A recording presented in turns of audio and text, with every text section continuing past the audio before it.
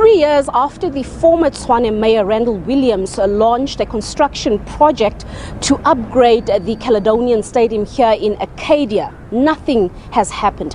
In fact, this historic stadium that is over 100 years old has turned into a jungle.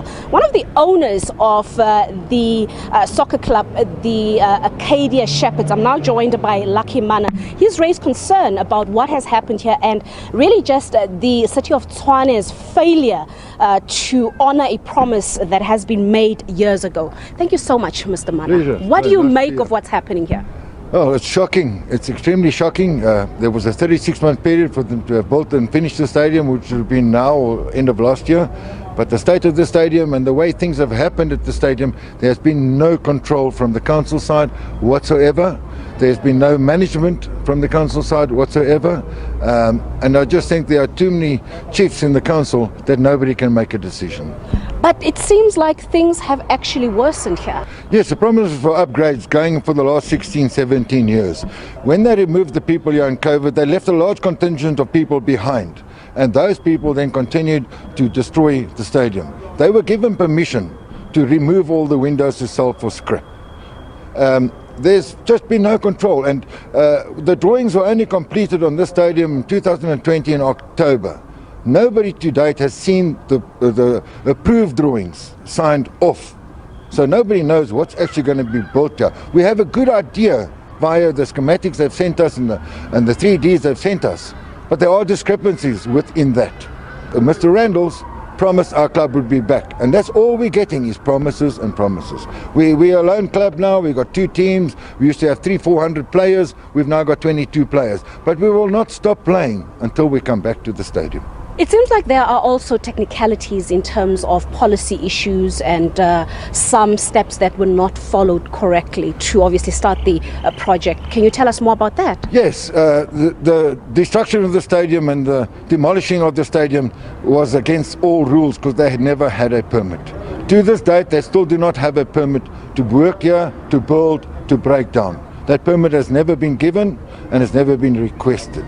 We had a meeting last year with Prague about that, and it was laid clear that they have to restart the process with the stakeholder Arcadia Shepherds, and that the council and Arcadia Shepherds, whether we agree with each other or not, must put a letter through for that has to go in with the application to build this. So with hindsight, they're having a meeting that should have been had 3 years ago. Do you still have hope that it can be restored? Look, I'll always have hope. But when it comes to the political scene, I don't have much hope. Because they say things that they want points for, and once they get the points, they don't have to do anything. There is hope if you get the right team on board and the right mindset of the council, no matter who controls the council. This is valuable for the people and the kids to get them off the streets and make sure they get well developed, not just in sport, but in schooling as well. It was our duty to ensure that our kids did their homework. It was our duty to ensure that our kids went to school. We used to go fetch them off the streets and take them to school. This is not happening now. It does not feel like the senior people in control worry about the underprivileged children.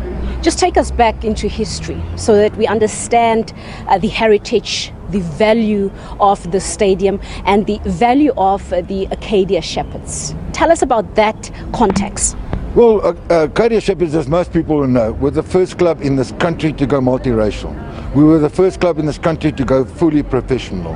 We've developed more Bafana players than any other amateur club in this country.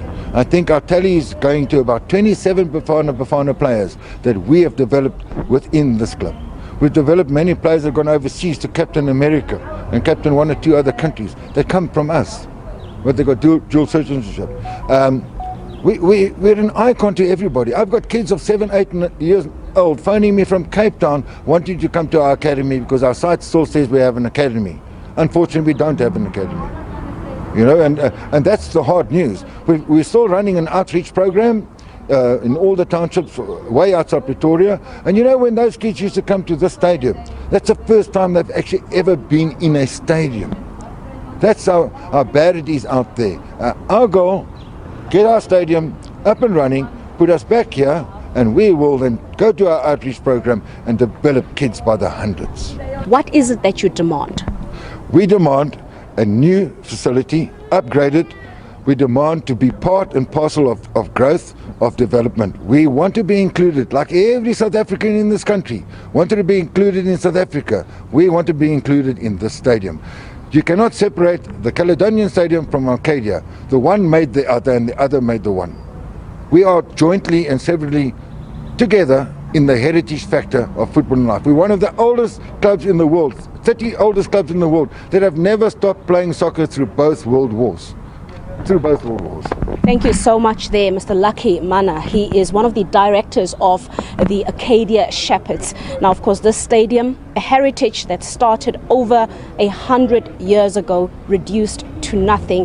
This all because of poor political will to honor a simple promise.